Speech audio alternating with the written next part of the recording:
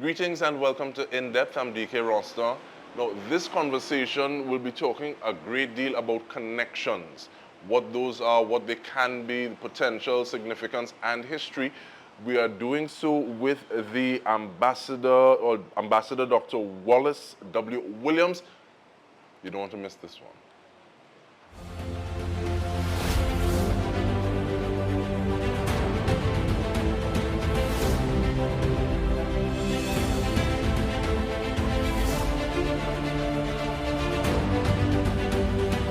Thank you for making the time, Ambassador. I'm very glad that you're able to fit us into your schedule. Yes. Now, in terms of dealing with Festac, first of all, we start off, let's build it from the ground up. So, what does Festac stand for? Festac is the Festival of African Arts and Culture. It started in 1966 in Senegal, and then the largest ever Festac was in Nigeria in 1977. You wouldn't believe it, I was a young man then, and I actually performed in Festac in 1977. I also wrote the song Festac Village. You know, I'm also a writer for some strange reason. The QRC thing, you know. You just had to find a way to put that in, I huh? had to put that in. But even looking at, so you said you would have been a part of it in 1977. 77, yeah.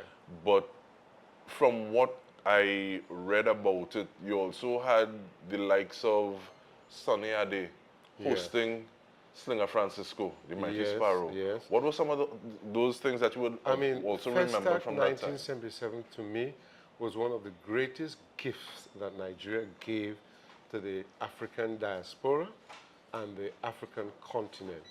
They actually spent over $1 billion then in 1970. You have to thank the leader at the time, General Olusegun Obasanjo. Both he and I were honored as icons in 2017, 40-year remembrance of Festac. I was given the Pillar of Africa. He was given the Jewel of Africa. And so we are only about 7 of us who are living icons of that era. He spent that money with foresight and vision to bring Africans from all over the world. I can tell you, they built a town out of it, which is called Festac Town now. It's like a large city. All the houses were to house everyone from all over the world that they invited, whether it was Papua New Guinea, Aborigines from Australia, African Americans. You know, you had Miriam Makeba, you had people like Fela, Stevie Wonder, everybody. And it was the energy and the vibration of Africans getting together in one place, sharing common culture, common dreams, exchanging ideas, whether it was steel band, whether it was calypso, whether it was reggae, whether it was zouk, you know, whether it was African high life.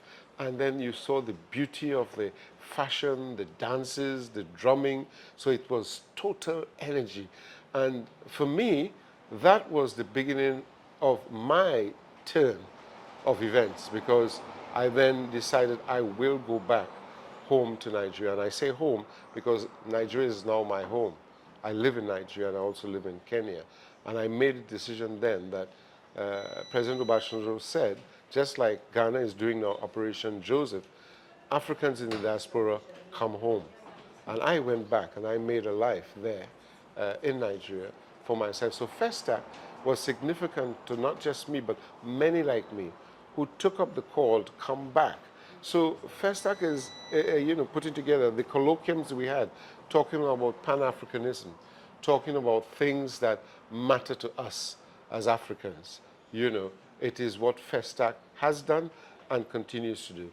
So the chairman, Yinka, and Grace Mumu, the CEO, they now took up the gauntlet a couple of years ago and now launched or relaunched Festac in Tanzania. And then they launched it in Arusha in Tanzania. And now also, that was Zanzibar, then Arusha. And now they have launched it, or relaunched it. It's growing back now in Kisumu. And the idea is that they are going to have it every year, because that significant 1977 demonstrated what Africans needed. They needed a vehicle to come together, sharing ideas, thoughts, culture, food, fashion, the entire gamut of what made us great as a people. But in terms of that, what makes us great as a people, how important is it that we are able to have these conversations within ourselves as opposed to filtered through someone else or curated by somebody else? You are absolutely correct. So what has happened is that, as they say, his story, which is not our story. So history was the colonials will tell the story they wanted the world to believe, and they wanted you to believe. For example, I remember at college, they didn't want us, at university in the UK, I remember distinctly some of our lecturers didn't want the African students to mix with the Caribbean students. They were telling us things like they live in trees and all that, and it's all nonsense. And they were now telling the Africans, oh, don't deal with them. They are slaves. They are children of slaves. And I'm telling you that this actually happened because I was a member, or rather the president of the African Caribbean Students Union at university. So I was clear that, and this was in the 70s, so I realized that there was always a plan to keep us from uniting. So they tell our story. Now we have to change the narrative, and this is one of the themes of this Festac this year, changing the narrative. Ubuntu, which is communal getting together, that is part of the narrative now of Festac. Festac is now saying, we will tell our own stories. We now have to start controlling our own media. We now have to show our own films, promote our own songs, but that's already gone clear. As you know, Afrobeats and Amapiano, soca, makossa, they've all gone sky high now, and it shows where the mother of music came from, whether it was the slaves in the plantations of Georgia singing gospel or crying to come home, and praying, and it gave rise to all those rock and roll. All of these came out of the heart of slaves, who missed home and who were wailing and singing songs of heading back home and being back, Rivers of Babylon, all those type of music. So it shows that we, right, as a people, need to now put our narrative in place, and it's beginning to happen. And this is some of the things that Festac is going to do. So we're going to have film nights where films from Nollywood and all over Africa are going to be shown. Music shown and demonstrated. New genres coming out, is going to be shown. Colloquium on Pan-Africanism, what we need to do. Professor Lumumba, one of the leading Pan-Africanists, myself, we are all going to be putting together themes and issues, African solutions for African problems. And with that African solutions for doing it for African themselves, problems. Africans doing it for themselves, by themselves, which goes back to what you're asking, telling the narrative. The ambassador is raring to go. I am. So I'm holding the reins. We'll return after this.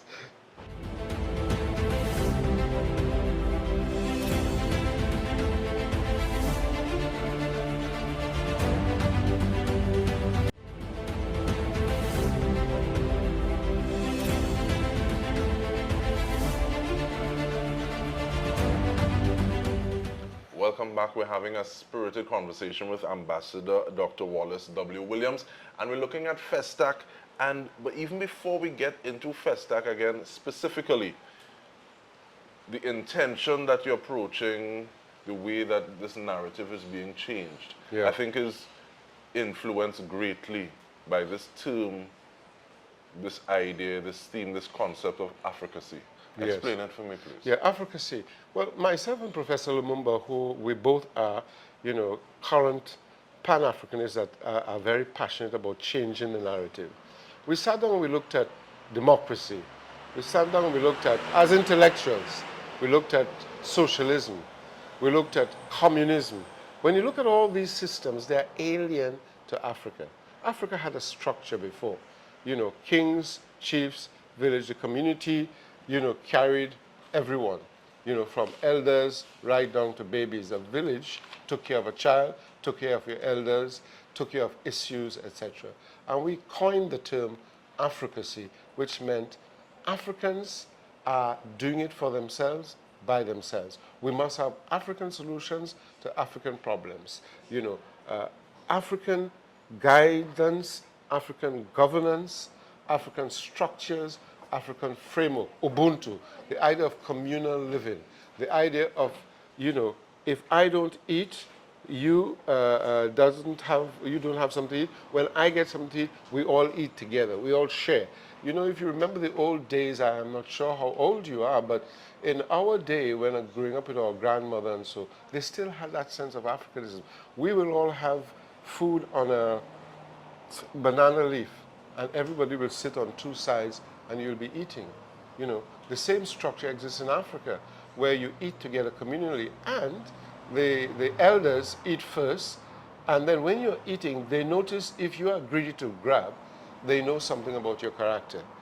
You understand?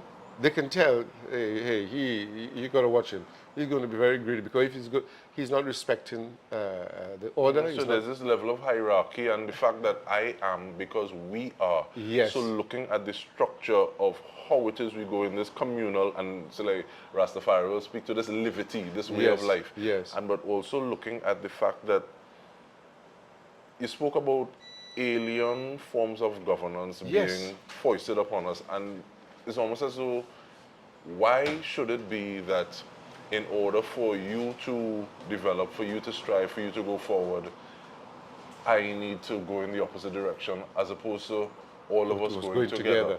Exactly. If you look at the current politics of that system, the Westminster system, the presidential system, either first past the post, and then when they get there, what do? They undo whatever anyone else has done for the past 5 years. Which is why sometimes we think of 5-year cycles. 5-year cycles, you know. So what happens is that you are not enhancing everyone. It is because you belong to a particular party, you will get the favors, you will get all the riches, the crumbs will go to those who are in the opposition. Then what do? You dismantle everything that the other party did. That's the Westminster. The Westminster is that you are in perpetual opposition. So how can you think about Ubuntu? How can you think about moving together? You are thinking, man, when I get into power, I'm going to finish him. I'm going to finish them. I'm going to finish their structure. And it has happened. People break down actual structures that people have put up. People have left roads and other things because that party is from a part of that country, and therefore, so where is the advancement for the community? The community is all who in that nation state. So if you're in that nation state, you want to be able to move together as one. But those systems came in to divide us and to keep us in perpetual opposition and perpetual distancing back. Because every time you make 5 steps forward, which is 5 years, someone else come in, you're going to go right back to zero. It's a fact. I want to take that and go back to Festac, though, Yeah. because some people may try to make them distinct entities in terms of art, culture, and finance. So how does the orange economy kind of turn that notion on its head or break down those silos? Right. Now, the orange economy is a multi-trillion-dollar economy. You know that, right? The orange economy. It is a multi-trillion economy. It's worth more than oil and all the diamonds in the earth. Because the creative economy, everyone has the ability to get out of poverty. Because you can use your creative skill and you can sell that. Is it music? Is it fashion? Is it entertainment? What is it? Those are areas the orange economy, the creative economy, gives you self-worth, gives you the ability to utilize your creativity and sell it, market it to the world. It's already happening. Who are the biggest earners now from Africa in the creative economy? Is it Burna Boy? Is it Wizkid? Is it Davido? Is it any of those? Is it, what's her name, Tyler? You see what one creative economy actor or actress or musician is doing. They are turning themselves around from, one area there. In the 3 minutes that we have, make the connection for the person who's asking, what does Festac on the continent have to do with me in Trinidad and Tobago? You go and you play there, and you're exposed by television, by promo, by ads, people who don't know anything about the steel band could find now that they're interested in playing, they're interested in being trained, they're interested in selling the pan, they're interested in utilizing the pan for adverts, for whatever. That is already a connection. Is it soca, right? Which has not taken off as the others, but you are bringing it to the continent. If you've brought it to the continent now, you are now beginning to display that creative skill, that creative art of what came out of the griots. We used to tell stories. Remember, soca came out of calypso. And what is calypso? Calypso was telling stories of the day. I'm thinking at least one musician who was a member of Festac. That was Sparrow. No, not Festac itself, but in terms of Fela Kuti's band. Yeah. He was a member of it, looking at the fact that Stay Up Zimbabwe was recorded using African musicians as well. This is my brother Valentino. Yeah. But in terms of getting to be a part of Festac, is that still an opportunity? Do people contact you for that? Of course. Well, now, you see, remember I just said that Festac had a 45-year hiatus. From 1977 to just 3 years ago, there was that gap. And maybe purposefully, many people didn't want it to happen. I have to say so. Because the cost of putting on Festac, like Nigeria did, people did not want it. And of course, if you have advisors, the IMF, the World Bank, they'll be telling you, don't waste that kind of money, you know, to put on creative shows. Knowing fully well that what you're doing is you're bringing your brothers and sisters together to market themselves. And forging ties that that will be strong in trade, in commerce, in fashion, in music, which is the reason why it took so long for African music to get out. Because at the time, if there were more connections, Osibisa had the famous band Osibisa. They had a Grenadian, they had a Trinidadian, they had a Ghanaian, they had a Nigerian, and they were one of the biggest bands in the world at the time. Now, if Festac, and that came out of Festac, if more of that had continued, could you see where African music would have been 45 years earlier and where it is, as it's doing now, influencing? But I don't want the conversation to finish or time to run out on us and people don't understand. So The I am a pan man. Yeah. How can I be a part of Festac? When you go online, you register, you say you are coming. You will be able to either have a booth or be able to display and fit into a performance to show what you can do.